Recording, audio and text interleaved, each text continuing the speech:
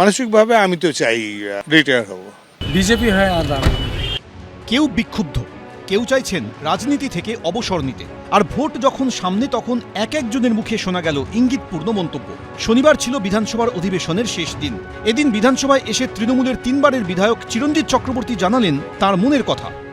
আবার দাঁড়াতে চান? আমার মনে হচ্ছে যে পরিশ্রমটা করার প্রয়োজন সেটা আমার নিজের অক্ষমতা আমি পারি না করতে, সেটার জন্য আমি ওনাকে বলেছিলাম যে 3টে টার্ম হয়ে গেছে, এবার ছেড়ে দিলাম, এই আর কি। তো তিনি কিছু বলেননি, বলেছে পরে বলবো। তো দেখা যাক কি বলেন তিনি। হয়তো রিটায়ারমেন্ট চাইবো আমি, তো সেটা এখন ডিপেন্ড করবে নেত্রীর ওপরে, নেত্রী কি বলবেন।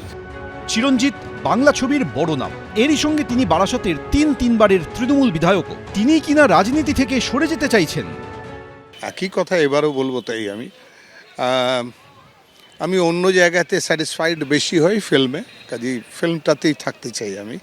আর আমার তার সঙ্গে কিছু কিছু নিজস্ব অভ্যেস আছে, কিছু লেখালেখির অভ্যেস আছে, ছবি আঁকার অভ্যেস আছে। অন্যদিকে কার্শিয়াংয়ে বিজেপির টিকিটে জয়ী বিধায়ক বিষ্ণুপ্রসাদ শর্মা সাফ জানিয়ে দিয়েছেন আর বিজেপির হয়ে দাঁড়াবেন না। বিজেপির সঙ্গে সম্পর্ক নেই? আমি যখন বিজেপিতে গেলাম চিঠি দিয়ে গেলাম না, আর এখনও চিঠি দেওয়ার দরকার আমি মনে করি। বিজেপির কাছে বুকে দম থাকতে আমাকে বের করে দিত পার্টি থেকে, কেন করবো না? বিষ্ণু শর্মা মানে একটা প্রশ্ন, জ্বলন্ত প্রশ্ন বিজেপির জন্য। প্রশ্নের সামনে বিজেপি দাঁড়াতে পারে। লোকসভা ভোটে দার্জিলিংয়ে বিজেপি রাজু বিস্টকে প্রার্থী ঘোষণা করার পরই বিদ্রোহী হয়ে উঠেছিলেন বিষ্ণুপ্রসাদ শর্মা। ভূমিপুত্র আর পৃথক রাজ্য, এই 2 আবেগে শান দিয়ে লোকসভার লড়াইয়ে নেমে পড়েন।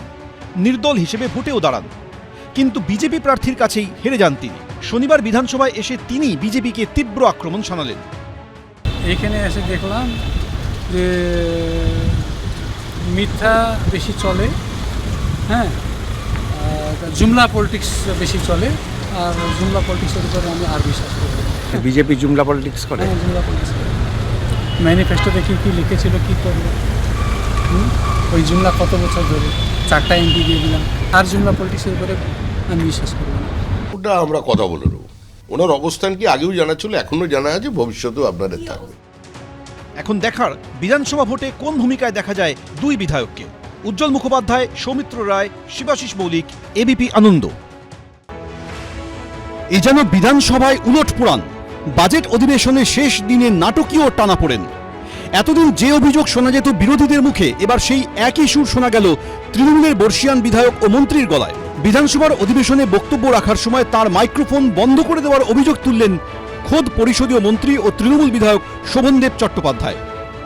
4 মিনিট দিয়ে আবার 2 মিনিটের মধ্যে 2টো সেন্টেন্স কি 3টে সেন্টেন্স বলেছি, দুম করে আলো জ্বালিয়ে দিলেন। এটা আমার কাছে খুব অসম্মান লেগেছে। সূত্রে খবর, শনিবার বিধানসভার অধিবেশনে বক্তার তালিকায় নাম ছিল না শোভনদেব চট্টোপাধ্যায়। অধিবেশন চলাকালীন আলোচনায় অংশ নিতে চেয়ে বিধানসভার অধ্যক্ষ বিমান বন্দ্যোপাধ্যায়ের কাছে অনুরোধ করেন রাজ্যের পরিষদীয় মন্ত্রী ও তৃণমূল বিধায়ক। শেষ পর্যন্ত শোভনদেব চট্টোপাধ্যায়কে 4 মিনিট বক্তব্য রাখার অনুমোদন দেন অধ্যক্ষ। পরিষদীয় মন্ত্রীর অভিযোগ, নির্ধারিত সময় শেষ হওয়ার আগেই তার মাইক্রোফোন বন্ধ করে দেওয়া হয়। দিইনি কিছু, আমি বলেছি ঠিক আছে বলবো না, আপনি আলো জ্বালিয়ে দিয়েছেন, আমি আর বলবো না। খারাপ কথা বলে নিয়ে আমি বসে পড়ছি, না আমি আর বলবো না। শনিবার বিধানসভার চলতি অধিবেশনের শেষ দিনে বিজনেস অ্যাডভাইজরি কমিটির বৈঠক ডাকা হয়েছিল। সূত্রে খবর, সময় বরাদ্দ করা ঘিরে এই টানাপোড়েন কার্যত মান অভিমানের পর্বে গড়ায়। শোভনদেব চট্টোপাধ্যায়ের দাবি, শেষ পর্যন্ত তার ঘরে এসে বিষয়টি মিটিয়ে নেন অধ্যক্ষ বিমান বন্দ্যোপাধ্যায়।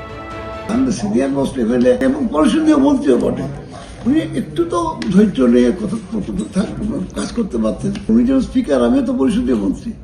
পরবর্তীকালে উনি এসছেন আমার ঘরে এবং উনি যথেষ্ট দুঃখিত এই জন্য। যদিও এই ঘটনায় কোনো মন্তব্য করতে চাননি বিধানসভার অধ্যক্ষ বিমান বন্দ্যোপাধ্যায়। উজ্জ্বল মুখোপাধ্যায়, এবিপি আনন্দ, কলকাতা। এবিপি আনন্দ, এগিয়ে থাকে, এগিয়ে রাখে।